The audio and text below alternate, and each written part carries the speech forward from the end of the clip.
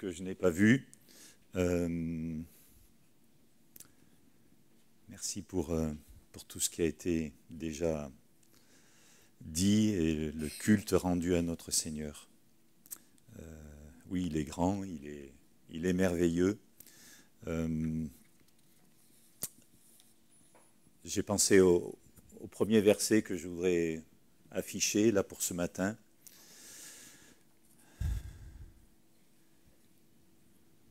Et nous amener à réfléchir à l'excellence de Dieu. C'est voilà, vous allez voir tout à l'heure, mais je pense qu'en réfléchissant à l'excellence de Dieu, on est amené à transformer beaucoup de choses en nous. Oui, la première diapo, s'il te plaît. Voilà, toute grâce excellente et tout don parfait descendent d'en haut, du Père des Lumières, chez lequel il n'y a ni changement, ni ombre de variation. Toute grâce excellente.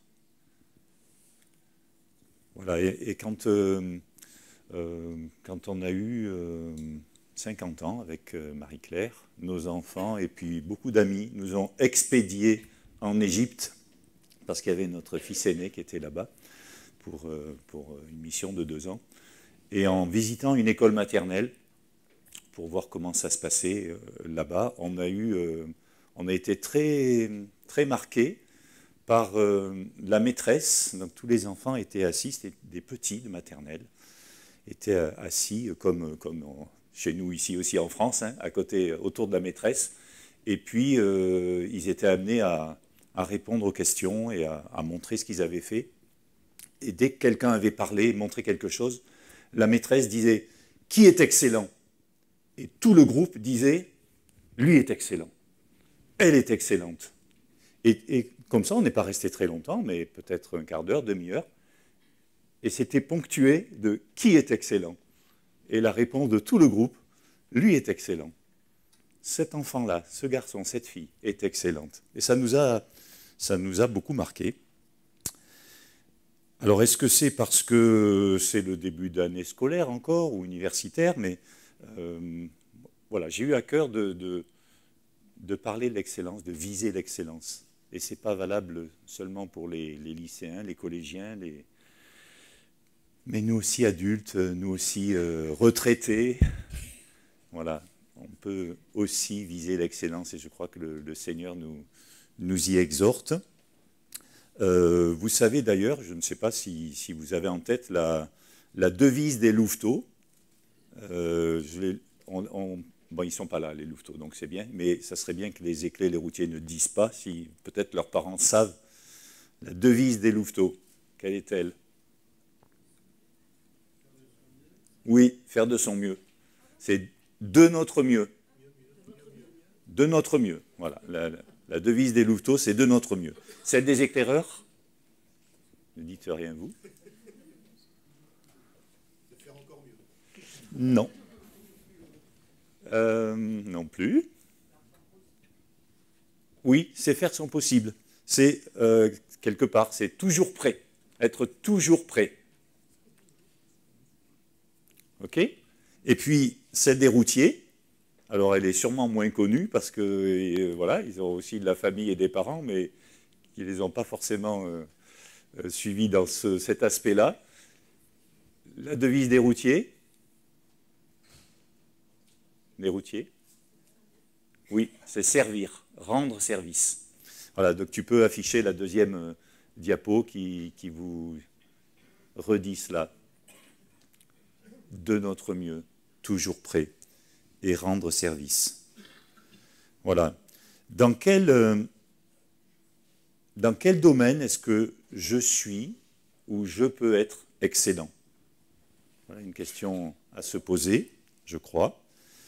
Est-ce que c'est pour le calme? Est-ce que c'est pour l'organisation? Est-ce que c'est pour la ponctualité? Pour l'application? Pour la persévérance? Pour l'efficacité? Pour la patience? Pour l'énergie? Pour l'attention aux autres? Pour la présentation? Un travail bien clair. Pour la débrouillardise? pour la créativité, pour la résistance, pour l'ingéniosité, la curiosité, la gentillesse, l'inspiration, l'aide, le service, la performance, la confiance, et puis je pense qu'on pourra en ajouter encore beaucoup. Ce ne sont peut-être pas des domaines où on est évalué officiellement. Peut-être si, hein, dans certaines entreprises, je ne sais pas. Dans l'éducation nationale, je ne me rappelle pas que c'était ça. Mais... En tout cas, la pédagogie positive, peut-être qu'on peut aussi en parler là, eh bien c'est justement celle qui met en valeur les compétences et les traits de caractère et les valeurs à encourager et aussi les progrès. Voilà, qui est excellent. Et je rebondis sur le scoutisme parce que c'est aussi une école d'excellence où on permet à l'enfant d'être lui-même, de se découvrir et puis voilà, éventuellement de recevoir un nom aussi avec des qualificatifs pour reconnaître ses talents.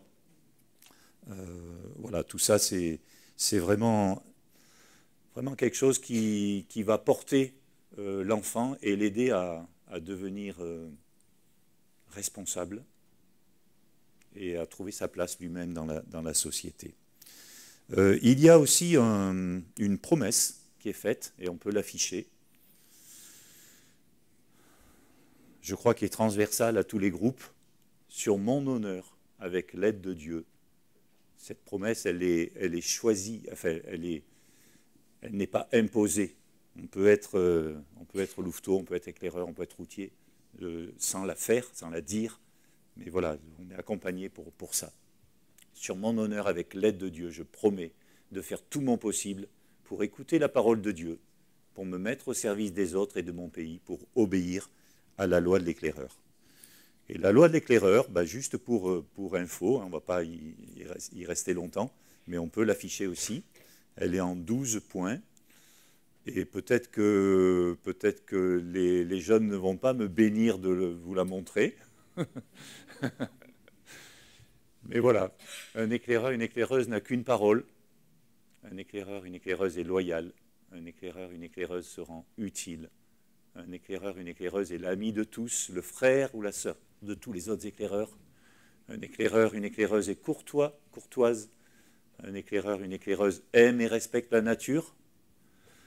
Un éclaireur, une éclaireuse est discipliné et toujours de bonne humeur.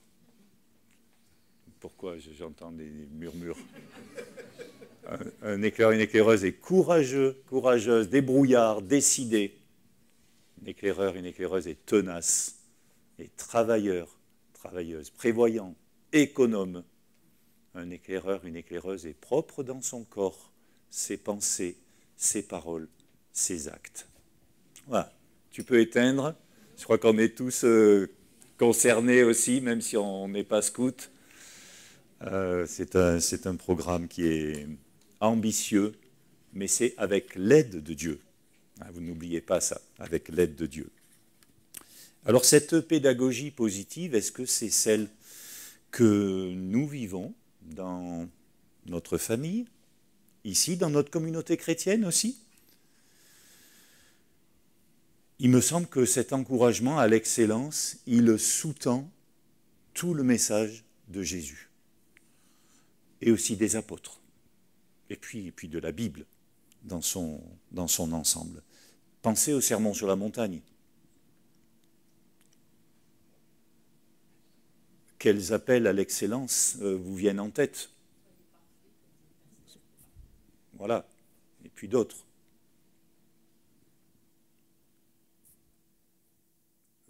Tous les béatitudes.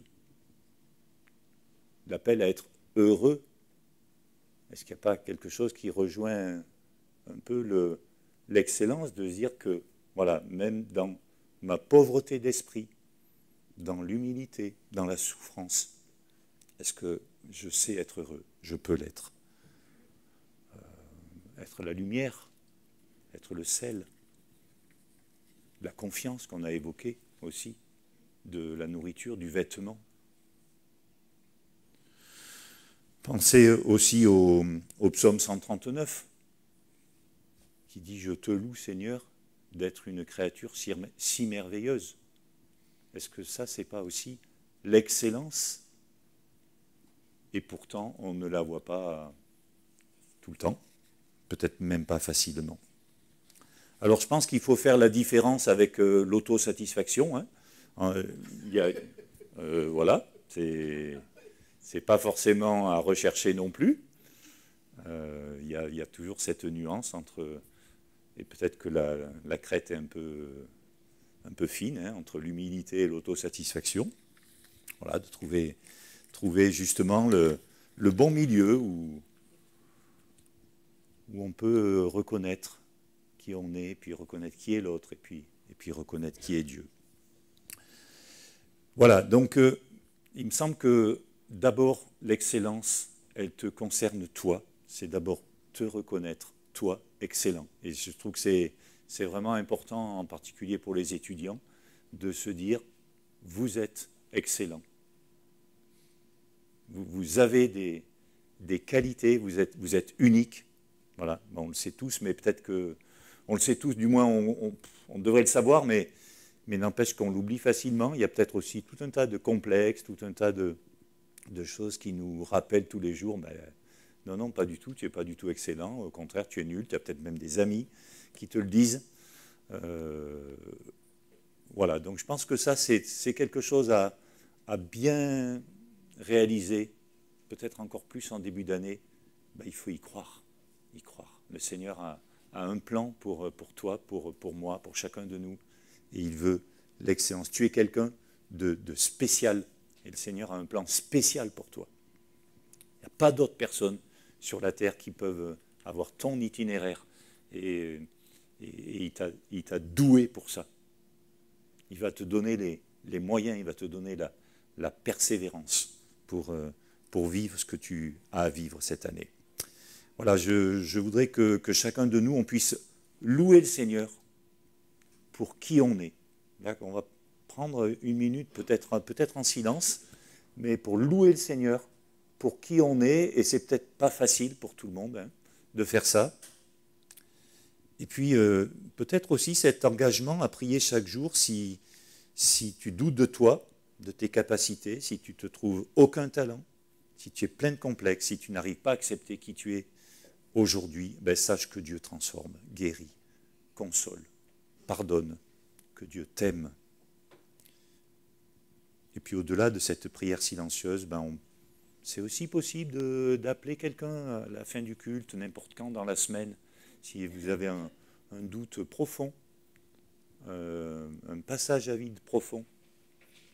Appelez quelqu'un de la communauté.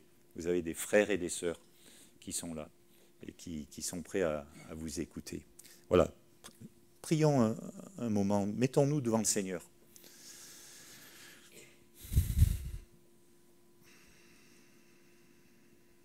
Ben, c'est aussi de reconnaître que l'autre est excellent. Ben, justement comme dans cette classe en Égypte, de savoir reconnaître l'excellence de l'autre.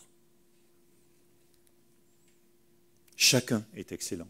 Ma sœur, mon frère, ma mère, mon père, mon ami, mon collègue, mon prof, mon chef, mon patron. Voilà, et puis peut-être encore vous avez d'autres mots à mettre. Oui, cette personne-là est excellente.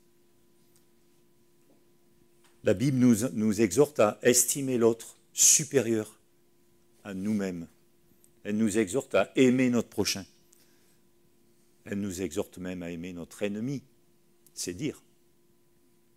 Comment aimer quelqu'un sans l'admirer un tout petit peu, sans voir en lui quelques qualités ou indices de qualité bien cachés que je n'ai pas encore trouvés.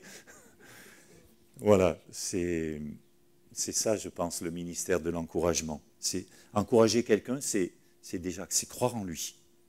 C'est croire en ses capacités, en ses talents, en sa volonté, en son potentiel. C'est aussi l'art du compliment. Là encore, ce n'est pas la flatterie, ce n'est pas l'hypocrisie. Aimer mon prochain, c'est l'écouter, c'est m'intéresser à lui, à ce qui le motive, c'est l'estimer, c'est en prendre soin, c'est chercher son intérêt, son épanouissement, sa bénédiction, c'est me rendre témoin de ses progrès, c'est d'être témoin de son engagement pour avancer, et c'est aussi, je pense important de le dire, c'est aussi ne pas le figer dans un travers, dans des défauts. Et puis, peut-être encore plus difficile, en tout cas pour moi, c'est d'accepter que l'autre peut se planter. Comme moi, je peux me planter. Et c'est lui pardonner s'il m'a déçu. Y compris dans l'Église. On ne peut pas imaginer qu'on est en dehors du monde. Et voilà, je dois découvrir les talents de l'autre. Et si je n'en connais pas, eh ben c'est ennuyeux.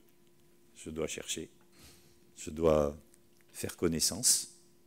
J'ai été marqué par ce que nous a dit Pascal il y a quelques dimanches sur Jésus et Jean-Baptiste, qui aurait eu de fortes raisons, quand Jean-Baptiste était en prison, à envoyer des gens vers lui pour dire « Est-ce que tu es vraiment le Messie, celui qu'on attend ?» Et là, à la place de Jésus, quelle déception de se dire « Mais même Jean-Baptiste, il doute de moi !» Ben non, Jésus non seulement ne montre pas de déception, n'en dit pas, mais au contraire, il admire. Mais est-ce que vous savez qui c'est Jean-Baptiste? C'est un grand bonhomme. Il n'y en a pas de plus grand sur la terre. Bon, et voilà l'exemple de Jésus. Trouver, chercher de l'admiration pour l'autre. Alors peut-être la mission aujourd'hui, c'est juste de se retourner là autour de vous, regarder quelle admiration je peux avoir, quelle excellence je peux déceler dans mon frère, ma sœur, mon ami. Et puis peut-être rentrer à la maison et puis dire à son conjoint, à son enfant, à son ami, à quelqu'un l'excellence qu'on lui reconnaît.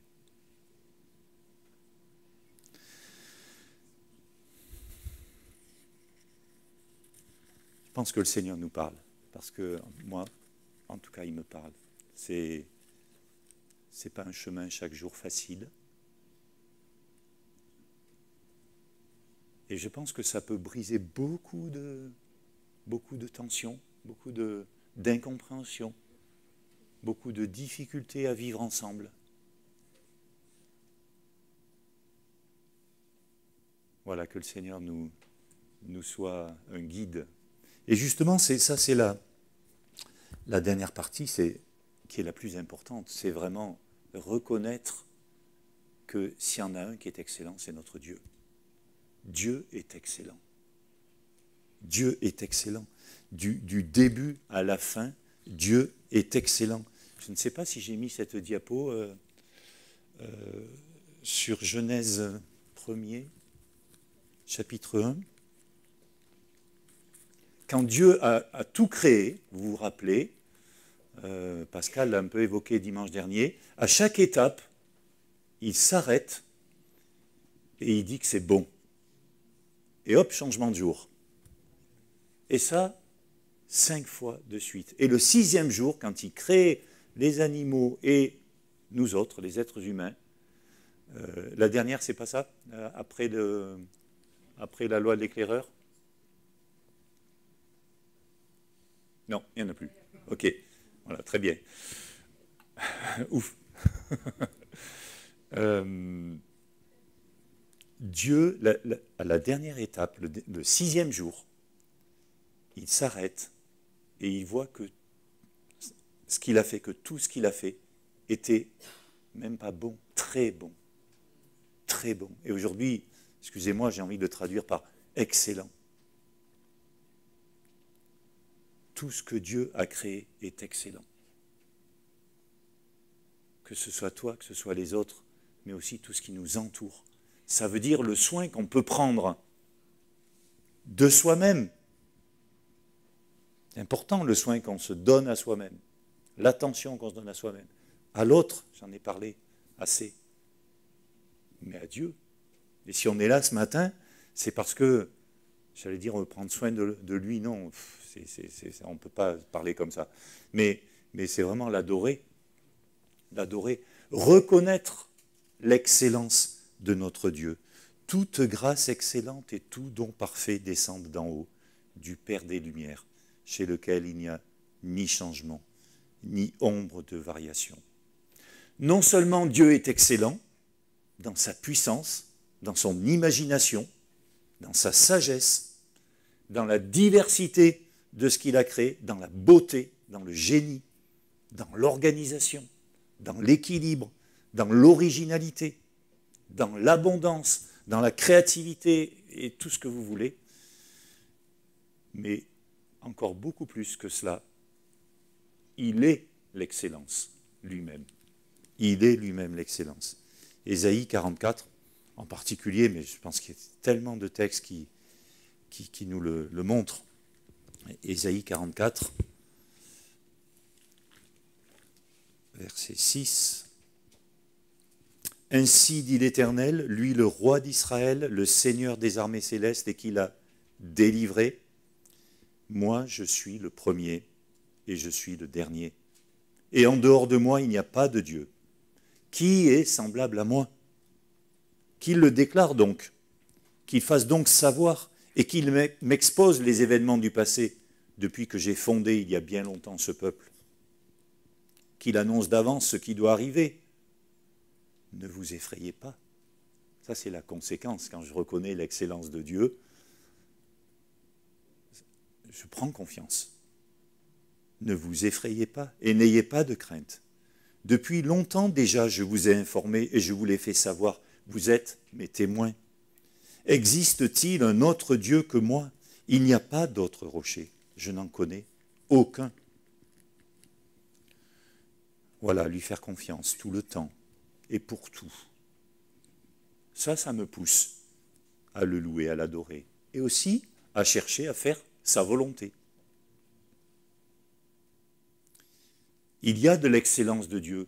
Il y a toute l'excellence de Dieu dans la confiance qu'il nous accorde, qu'il accorde à l'homme pour cultiver et garder la terre, dans la liberté qu'il donne à l'homme, dans la possibilité qu'il lui laisse aussi, on l'a vu tout à l'heure pour l'autre, mais la liberté que Dieu nous laisse de nous planter. Il aurait pu créer des robots qui ne réfléchissent pas, qui obéissent toujours, tout le temps. Ben non, sa gloire, j'ai entendu ça il n'y a pas longtemps, la gloire de Dieu, c'est la liberté de l'homme, qu'il a donnée à l'homme. Alors c'est peut-être un peu résumé, mais la liberté de faire nos propres choix. Et puis il y a tellement d'excellence de Dieu dans son plan d'accompagnement de nous, de l'homme rebelle. Et puis dans son plan de rétablissement, de pardon définitif, vous le savez, dans son plan de salut, dans son plan d'espérance d'un monde meilleur, d'espérance de son royaume, de la vie éternelle en sa présence. L'excellence de Dieu, en résumé, elle est dans son amour qui se sacrifie lui-même en son Fils, en Jésus, ce qu'il a de plus cher pour nous pardonner, pour nous sauver. L'excellence de Dieu qui devient notre papa. De Jésus qui devient notre sauveur, notre modèle. De l'Esprit Saint qui nous conduit dans toute la sagesse de Dieu, qui nous conduit à faire sa volonté. Et Romains 12 nous dit que cette volonté, elle est bonne, parfaite, excellente. Elle est bonne, parfaite, excellente. Voilà, en conclusion, je dirais que la loi qui a été donnée par Dieu à son peuple, par Moïse, elle commence par « Soyez saints comme je suis saint ». Dieu est excellent. Dieu est excellent. Et Il vise pour nous l'excellence. Mais dans sa patience, dans son amour, il sait qu'on n'est pas excellent. Ça, c'est clair. On ne serait pas là. Hein. Ce matin, on est tous des non-excellents que Dieu aime et qu'il accompagne chaque jour. Voilà. Et ben moi, le premier, combien de fois je réalise, souvent une seconde trop tard, que j'ai perdu une bonne occasion de me taire, au contraire, une bonne occasion de parler, ou de rendre un service, ou voilà, combien de fois mon attitude aussi a écrasé l'un ou l'autre, au lieu de l'encourager. Et je vous demande aussi pardon si c'est votre cas dans cette salle. Voilà, nous avons, il me semble, ces 3 défis à relever. Nous considérer nous-mêmes, chercher en nous ce qui est excellent. C'est-à-dire, c'est la même chose que de dire trouver son don aussi quelque part. Hein. Voilà, reconnaître nos talents, les développer, et puis les mettre en œuvre. Hein. Ça ne suffit pas de les connaître. Et puis, essayer. Si on n'est pas sûr de nos talents, il faut y aller, il faut essayer. Même si on va se tromper, peut-être. Mais ce n'est pas grave. Et on compte aussi sur l'amour des autres pour accepter qu'on puisse se tromper. Et juste s'appliquer à faire ce que j'ai à faire aujourd'hui. Est-ce que c'est le repas? Est-ce que c'est des devoirs? Est-ce que c'est une mission spéciale? Est-ce que c'est appeler quelqu'un que je n'ai pas appelé depuis longtemps? Le deuxième défi, c'est reconnaître l'excellence des personnes autour de moi. Voilà, peut-être... voilà, je ne sais pas si... Je ne crois pas toujours au pouvoir des listes, mais si ça vous aide, vous pouvez aussi faire une liste. Voilà. En tout cas, je crois que c'est important que Dieu transforme notre regard. Rappelez-vous les regards de Jésus, comme ils ont touché les personnes. Et moi, mon regard, comment il est. Et puis surtout, je dirais reconnaître l'excellence de Dieu, parce que je crois que c'est vraiment ce qui peut transformer toute notre vie. Je ne dis pas qu'il n'y a que les gens qui connaissent Dieu, qui ont des talents ou qui acceptent l'autre tel qu'il est ou qui croient en l'autre aussi. Non, non, bien sûr que non, mais à travers Dieu, on est à la source de l'excellence. Par lui, il vient corriger à mesure là où on pêche, là où on manque la cible. Alors comment ouais, vous savez autant que moi, hein, je pense que la louange c'est quelque chose de fort qui nous amène devant Dieu à reconnaître son excellence. Et par contraste, qui montre le chemin qu'on a à faire aussi nous-mêmes pour être vrais devant lui. Peut-être pour nous recueillir, peut-être pour lui demander pardon pour quelque chose, parce qu'il va éclairer des zones d'ombre. La lecture de sa parole, la méditation, bien sûr. Hein. Non pas, moi je dirais, n'y allons pas reculons, comme une obligation, mais en dévorant systématiquement. J'ai été touché cette semaine par ma lecture dans Ézéchiel, où Dieu confie une mission à ce prophète, et il lui dit, voilà, c'est les paroles que tu dois dire, écris-les sur un rouleau. Des deux côtés, tellement il y a des choses à dire. Ok, tu as fait ça, maintenant, deuxième étape, tu manges ce rouleau. Parce que tu dois t'approprier ce que tu dois dire. Et Ézéchiel mange le rouleau, et c'est comme du miel dans sa bouche. Et après, je me dis, là, c'est bon, il va aller et dire, pas du tout. Dieu lui dit, je te rends muet. Tu parleras, mais juste quand je te le dirai. Bon, voilà. Donc, mais c'est pour dire la valeur de l'écriture. Quand je lis la Bible, voilà, c'est rare qu'il n'y ait pas une pensée, quelque chose de beau qui vienne sur qui est Dieu, l'excellence de mon Dieu, de ton Dieu. Et puis l'obéissance, excusez-moi, mais voilà, tout ce qu'on peut savoir, c'est très beau. Mais j'allais dire, ça ne va pas changer le monde. Mais si par contre, je commence à obéir, là, je pense que des choses vont s'ouvrir. On peut prier.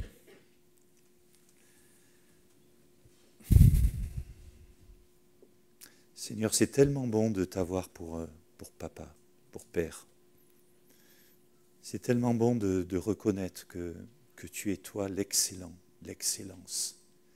Que tout ce que tu as créé est bon, très bon. Et puis c'est beau, et puis c'est varié, et puis tout et tout.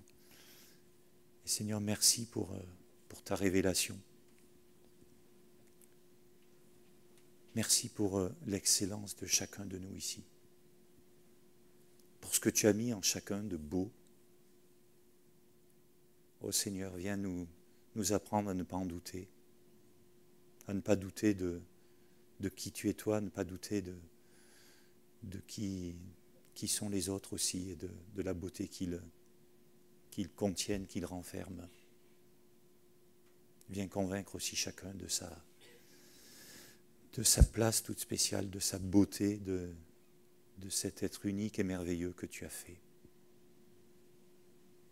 Seigneur, viens nous construire ensemble comme un corps utile, utile pour ton royaume, utile pour la louange de la gloire de ton nom, utile pour